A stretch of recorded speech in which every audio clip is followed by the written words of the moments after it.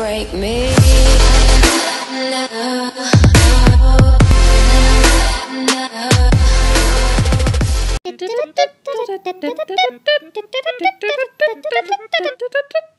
So, first off, this is what it will look like when you know how to juggle, so yeah, have fun with that. But first, we're going to start with one ball, like this. Just one, and just doing that. So after you mastered that and you don't drop it, like, at all, then you get a second ball. And with this ball, you're just going to, it helps if you're going to count to 4. For example, 1, 2, 3, 4. 1, 2, 3, 4. 1, 2, 3, 4.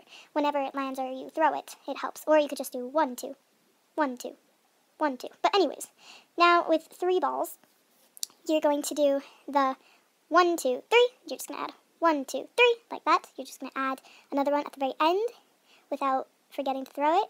This will take a few tries to get used to, but eventually you'll do it. And then you can do loops like this without, like, you know, doing that. And then after you've mastered that, you can start doing tricks, which is really, really cool. Tricks, tricks, tricks with one hand, and really cool. So, yeah. Bye, Jem!